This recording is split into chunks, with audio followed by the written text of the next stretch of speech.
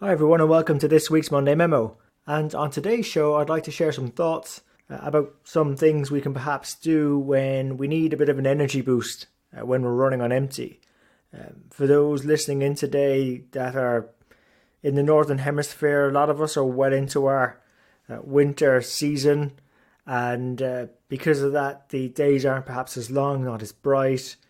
Also typically towards the end of the year, for a lot of companies, it's the budget cycle is coming to an end. It can get quite political, a lot of meetings. And also, I suppose, if you're more on the commercial finance side, you're perhaps looking at a lot of deals that need to close by the end of the year. So again, a lot of intense work periods where, sometimes you do need an energy boost. And even if you're on, I suppose, the southern hemisphere, I know of a lot of sort of tax return cycles that end or start at the end of a year. So, there's a lot of preparation required when we're in accounting and finance, and we have to manage our energy levels if we can really deliver an impact that our organizations are looking for and our customers and clients are looking for. So, there are some things that have worked for me, and some of them actually been backed up by research as well that I've always sort of followed up with to try and tie the loop on to see, does this really work, or has anyone else tried to see if it really works? So I actually last week was in London, and I had to attend, sort of as you come up towards the Christmas time, the festive season here, you tend to have to go and do a number of events and engagements at work and outside of work, so they can really drain your energy. I'm not exactly the most outgoing of people, so it does. I do tend to like my own space an awful lot, so it does take a bit of energy. And one of the first things you could do if you ever needed a burst of energy is to do the 3 threes. That's think of 3 things that have gone well today, 3 things that you're perhaps grateful for, or simply 3 moments that made you smile.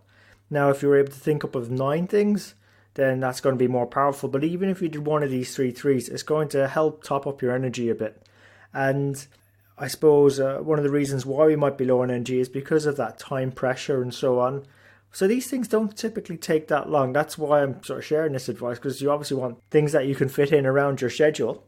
And actually, when I was following up with the research on this, there were some German researchers that found actually asking people to think of 3 funny things was just as effective as thinking of 3 good things. And they're all very personal to us. They could be quite sort of simple, about someone saying a good comment to us, or maybe a cartoon or one of those memes that pop up now and again. Could be just a good way of forcing you to have a bit of a smile.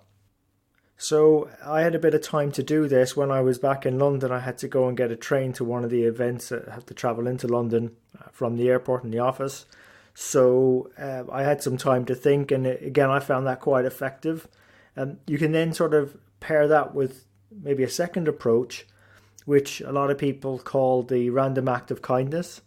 So when I got to the venue I was at, I was actually meeting an old friend first, so went up to the bar and called a couple of drinks, and then someone else came over and wanted to make a call for their drink, and one thing led to another. Anyway, they called their drink, and I paid for the whole round, and this person didn't know I'd actually done that, so they thought they had to pay. So when they didn't, they came over and actually felt that I'd really made that person's day, and that actually made them feel good and also made me feel good. So again, perhaps if you are outside of the office, buying someone a drink over this sort of festive period, or even buying a coffee. I've actually even seen it in real life. Someone actually paid for someone shopping coming up to Christmas a number of years ago. So people do these things, and it's amazing that the goodwill that generates for everyone around.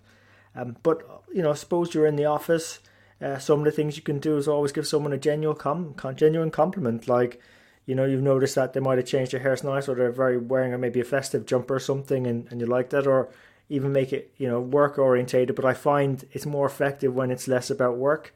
But even helping someone, if you see them sort of struggling a bit with the workloads, the increased workloads, saying to someone, I got 15 minutes, where can I help?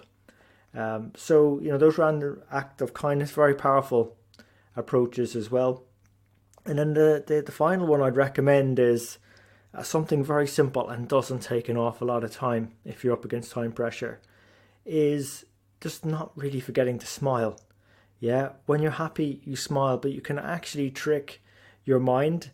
It does take just a few seconds, but if you start putting a smile on your face, the brain will try and figure out that that's the cue to generate a happy mood.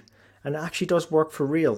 When researchers went into this, they've done various different studies, but one of the more recent ones was that when these people who were putting on a fake smile had to put their hands in sort of cold water, something that was uncomfortable or unpleasant, they actually found that their heart rates compared to control group more quickly returned to normal because they had a better mood.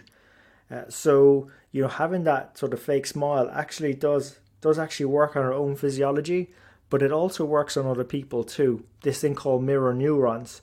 If you smile, it is a bit infectious that way. So you can not only lift your mood, but the mood of those around you. There was one person I came across that said she forced herself to smile by sort of putting a pen in between her lips and holding it there for I think it was about 15 seconds. And that forced the muscles to sort of trick her mind into feeling happier. And she found that worked for her. So, there are some sort of tips in terms of how we can perhaps boost our energy when our levels are a bit low, particularly when we've had to put energy into a lot of work activities and meet an awful lot of deadlines and pressures that we face. And it might even allow us to enjoy these sort of periods more, particularly when it's coming up for Christmas for a lot of people. So look, hope you found those ideas useful. I'm always curious to know what works for you, so perhaps comment with this post when it goes out on LinkedIn or on the website. I really appreciate your thoughts. And again, ideas in terms of how we can perhaps share these with others, because it might work for someone else too.